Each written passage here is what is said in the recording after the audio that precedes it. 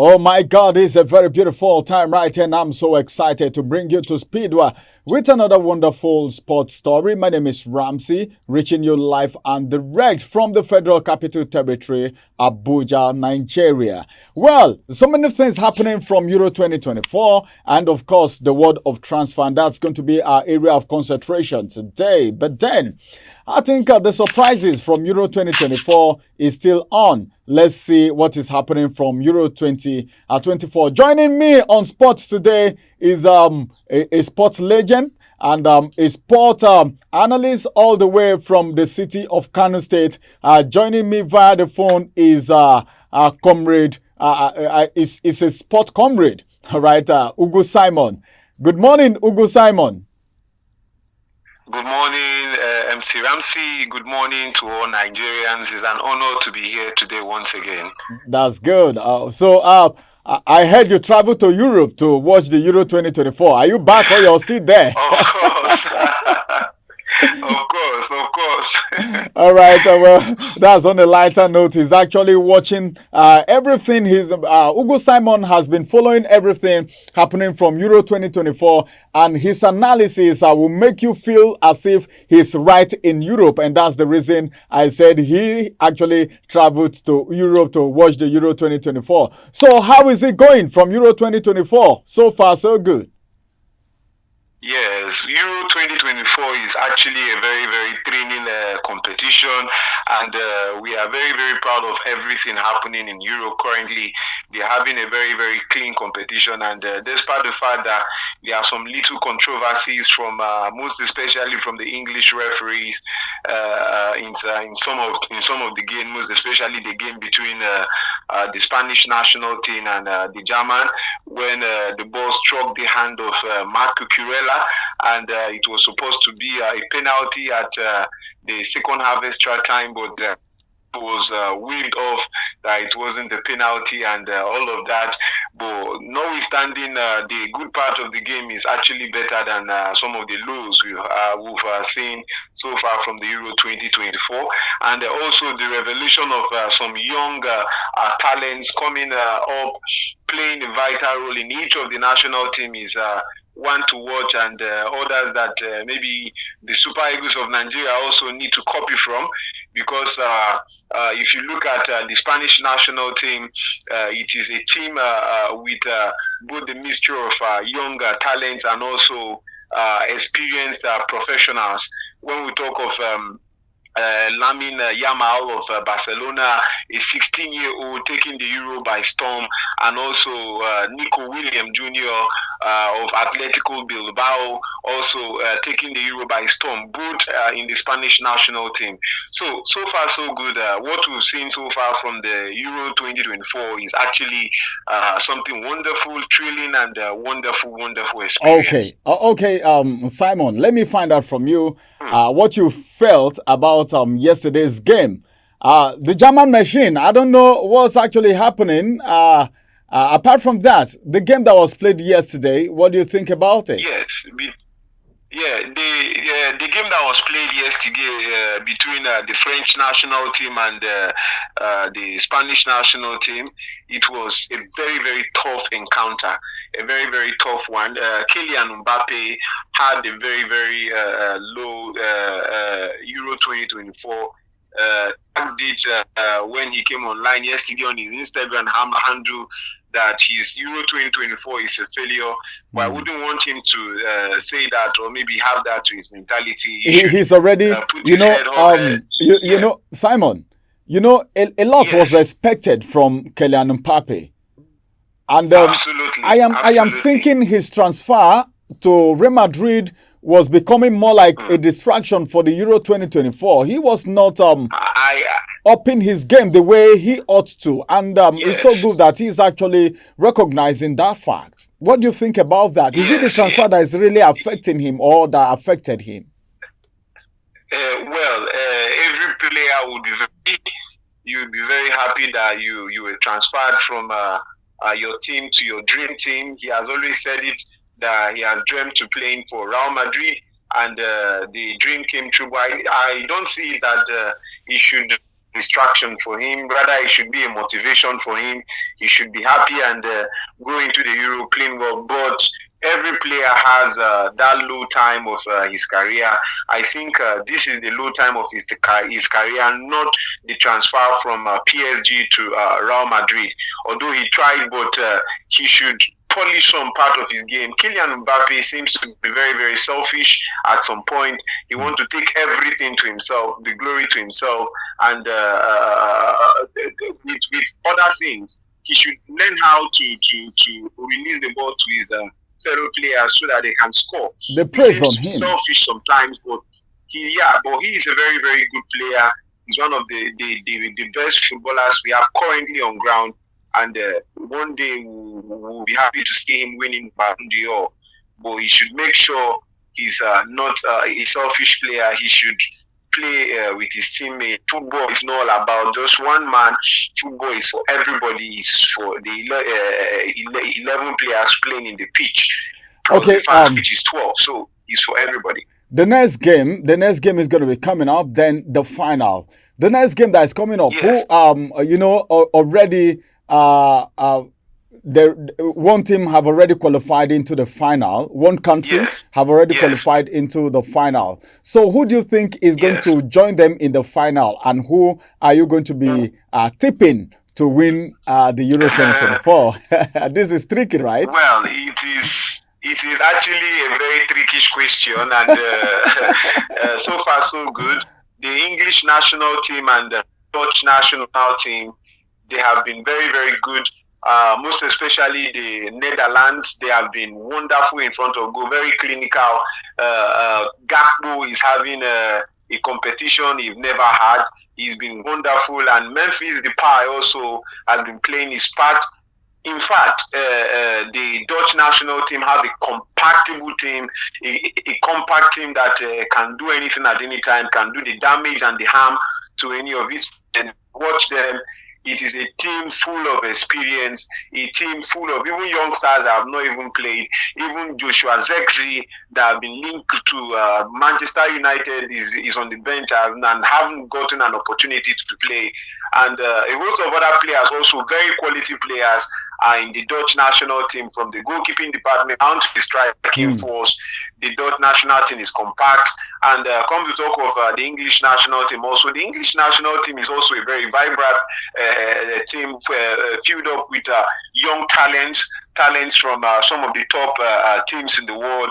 For example, Phil Foden of Manchester City, Bukayo Saka for Arsenal, and also Cole Palmer of Chelsea, currently sitting on the bench, always coming from the bench to do whatsoever is needed to do. And also Eze, that is also on the bench, and even Anthony Gordon. So are you trying to say, Simon, are you trying to say you are giving the win to the English club? England? No. I am not doing that. I am not doing that. Okay, you don't want to tell me. You don't want to tell me you're the game going all the way to penalty. Wow, all the way to penalty. Okay, let's see how that is going to end. Okay, before I leave Euro, your friend cried when he missed penalty. You know who I'm talking about, right? Ronaldo. Yes, yes. He missed the penalty, and he was crying, and the whole social media went agog. As it is, that cry, was it really worth it? In just one sentence, was it really worth it? Very, very unnecessary from Cristiano Ronaldo. It's very, very unnecessary. Although we know he has the passion for the game, but he shouldn't do that. Him crying on the pitch can dampen the spirit and the aggression of his team. He showed the weakness of the Portuguese national team. Simon, you know what? You are about the second person that is making this same observation, because I've had a guest on one of my sports shows, and the guest said the same thing, that Ronaldo was not supposed to cry as a captain, missing penalty, because a lot of other persons, including Messi, who is his arch rival, have also missed penalties in the past. All right, moving away from there. Can we quickly touch one or two transfers? Some striking transfers like that of Yemin Yamal link to PSG from Barcelona. What would you have to say about that in just 1 minute? Yamal's situation is a very, very interesting one that we look forward to seeing in the next few weeks, maybe after the Euros. We'll see some decision being made. There is a rumor that PSG are ready to break the bank of 255 million euros for the young lad that is currently playing for Barcelona. A 16-year-old player breaking the bank of 255 million euros. For me, I think is way too much, you understand? But PSG can do anything they can do to replace Kylian Mbappe. Kylian Mbappe is gone and they need a star man in that team. So if they need Yamal, then they need to break the bank of 255 million. Barcelona needs the money. All right. Let's talk about your own brother. Talking about the top man in Napoli. You know who I'm talking about already, Osimhen.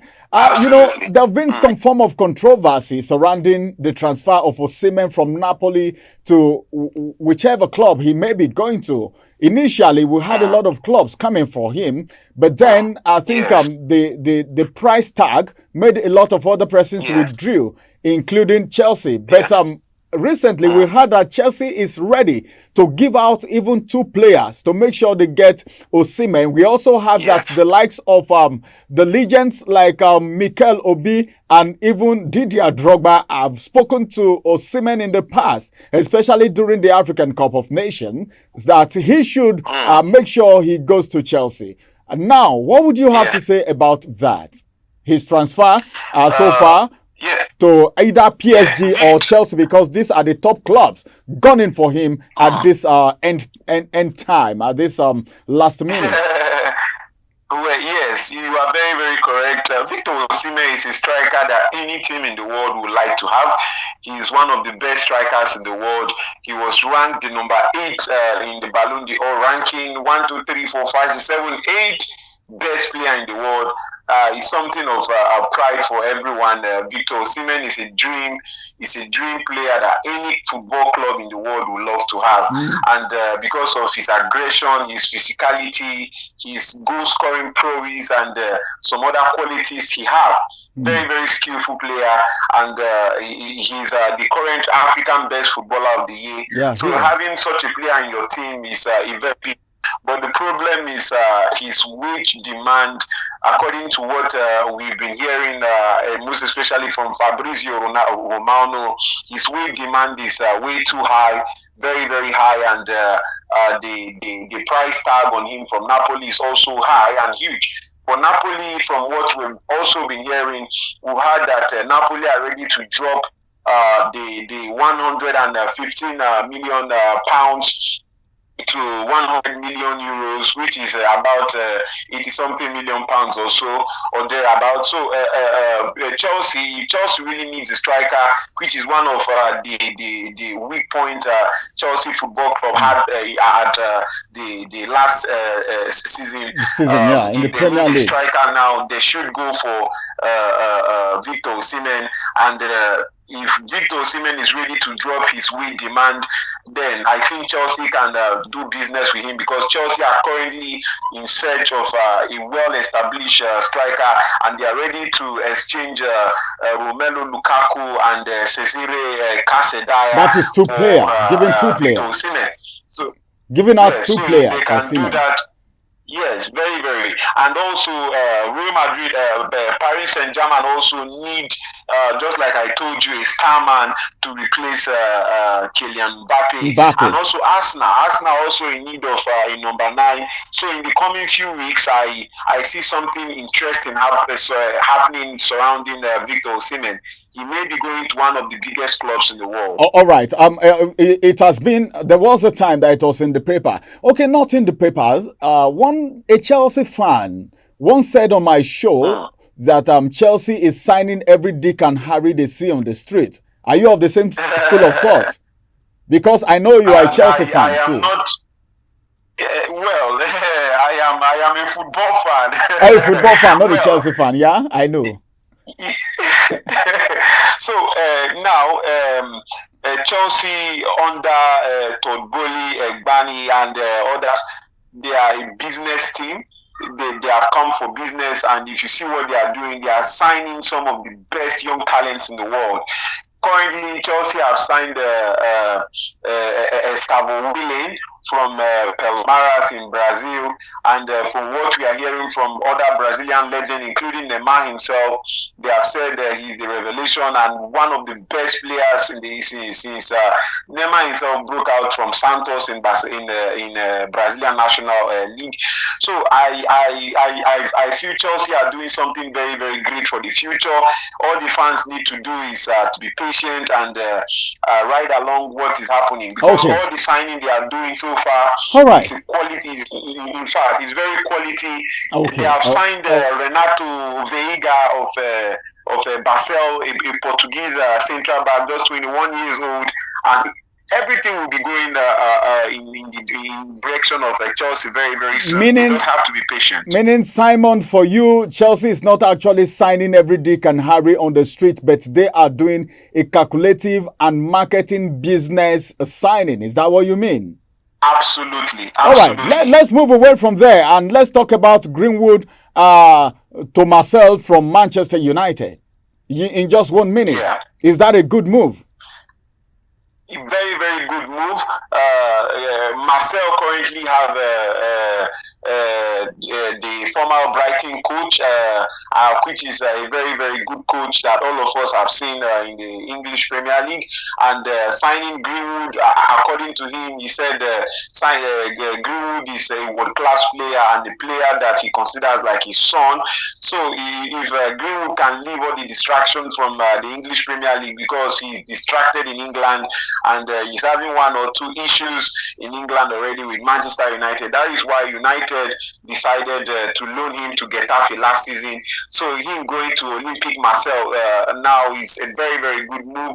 They need quality in their forward line. So having Greenwood and Emre Aubameyang in the attacking line of Olympique de Marseille, I think is a threat to all other teams, including Paris Saint-Germain and other UEFA Champions League teams. All right, finally, now, before I let you go, it's been Ugo Simon all the way from the city of Kano State handling the show with me today. Finally, before I let you go, I want to talk about Yeni Euro. You know, Yeni Euro is either going to go to Real Madrid or he's going to go to Manchester United. All right? Yes. So which of these clubs do you think needs him more? And does he have the pedigree? Yes. Does he have the pedigree? First of all, Yeni Euro is a very young lad, a young promising central back, and he's a very, very good player. If Manchester United have such a player at their back line, I think it is a complete one for them already, because United, if you see some of United's trouble for last season was basically injuries and problems of central defense, where they experimented so many players like Johnny Evans, Maguire, even Casemiro from midfield to central defense, etc. So if they should to their team, I think is a very, very beautiful signing.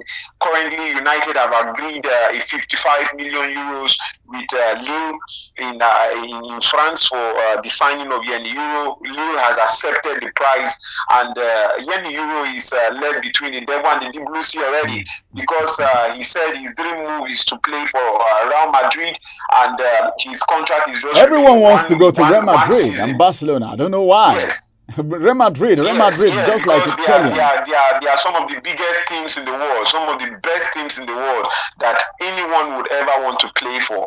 You know, if I am a footballer, I would also wish to play for them one day. Oh, you wish to play for Real Madrid? And Real Madrid are currently saying they are not ready to pay 55 million euros for him. They are willing to have him for free. Well, so he's to make a decision now, either to wait and play for Lille till next season, that he'll be a free agent in order for him to play for Real Madrid, or he accepts Manchester United, of which Lille has already accepted All right. his transfer fee. All So right. if he Thank you. agrees now, then tomorrow a medical will be booked for him at Old Trafford. Okay, thank you. The decision is left for Euro right now. If he would want to leave, okay, and go to Manchester United, or wait until his contract expires so he can go to Real Madrid for free, because Yes. it is his dream team. Then, of course, if I can remember very well, one of the things that Simon have actually hammered on is the fact that some clubs are ready to break the banks, okay, to get the player of their choice, because the gaps must be Yes. filled. Thank you very much, Yes. Simon Ugu, all the way from Kano State, for joining us on Sport Rush today.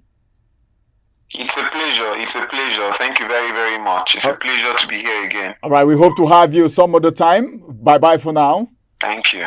Bye. All right, this is the size of the Sport Rush for today. But then, as it is right now, we're still waiting for what's going to happen from Euro 2024. Who is going home with the trophy? Well, the struggle, the big games, the big names are not there anymore. In fact, even the German machine that we used to know, they've been shown the way out. But then, some other clubs are still struggling. Let's see what will happen at the end of the day. Who is going home with a trophy, and who is going to get which of the players will actually go to the club of their dream. It is a two-sided coin right now. Some clubs need the player, some of the players need certain clubs. So this is how the game is actually going on right now. The transfer window is right there. Let's see how it is all going to end at the end of the day. All the details you will get on Sport Rush with MC Ramsey. This is the size of the sport for today. I want to say a very big thank you to all of you who have been with us from the beginning until now. It is so sweet, it is so juicy, it is so nice and so entertaining that you are part of this. And I know you've gotten value, more values still coming on your way, because this is sport. And I know you love sport, and I love it too. Let's do it together again.